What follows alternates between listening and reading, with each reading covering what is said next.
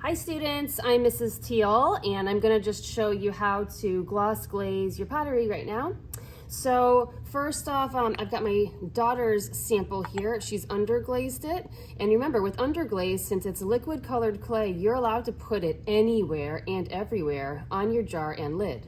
But now with the gloss glaze that we use, we're going to have to not put any gloss glaze on the bottom of our lid and on the bottom of our jar. That's very important because we need to make sure that our two pieces do not get stuck to the kiln shelves when it's fired. Okay, so our gloss glazes here in the school building, they come in these big gallon jugs here. We have different brands and they're both clear transparent. I just want to make sure that you see that both of these are tinted with a color, and that color will disappear when fired in the kiln. So notice the pink, it says clear transparent. This will be completely clear like glass after it's fired. Same with this one, it is clear. It's gonna look light blue until it's fired in the kiln though. This is so that you can see where you have put the glaze. All right, so you'll be getting the glaze in a cup. You're gonna use a big fluffy brush to paint this on. And when you are applying it, you're going to apply at least 2 generous coats, allowing the glaze to dry in between. So start with either area. You're gonna put it on somewhat quickly because you don't want to mess up your design.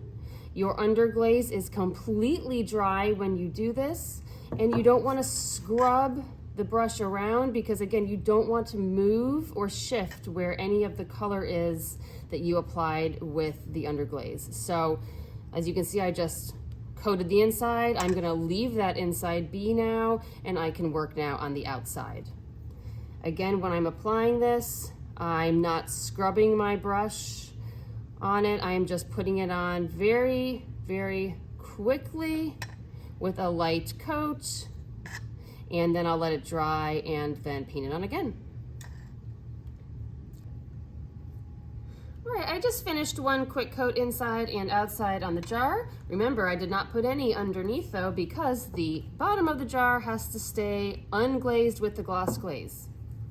I'm gonna start the lid now while this is drying. Again, no glaze on the underneath. I can just set it here on my paper, and as long as I just leave it down there, I won't have to worry about forgetting to not put any on the underneath part.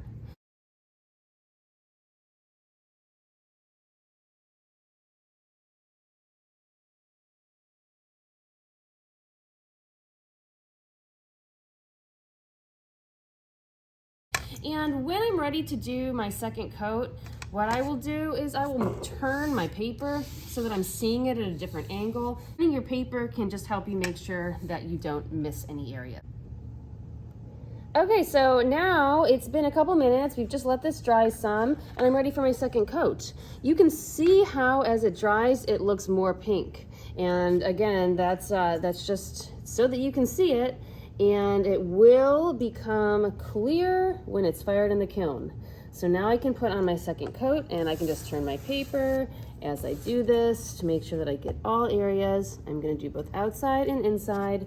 I have not picked this up, so the area underneath is completely clean.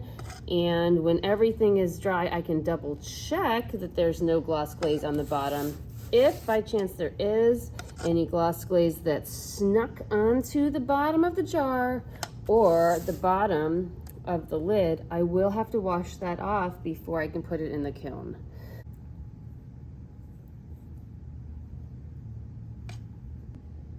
See that right there? I just want to point out to you that if you get a little hair anywhere on your project in your glaze from your paintbrush, that's no big deal. These are going to get up to almost 2000 degrees Fahrenheit in the kiln, and I promise you, any hairs from brushes will burn off in the kiln. At this point, you can see that the lid and the jar are both dry. I can touch them now. We're gonna check the bottoms. So I'm gonna carefully lift this up, and look, the bottom does not have any gloss glaze on it, so I do not have to wash anything off here. And same for the lid. No pink is on the bottom of the lid here. So both of these parts, students, you're gonna bring them separately over to the drying rack, and you're just gonna set them on the drying rack side by side like this. You should not put the lid onto the jar when it's on the drying rack after gloss glazing. I'm gonna fire them separately. And next time you see your work, that gloss glaze will be crystal clear and your project will be beautiful and ready for you to take home.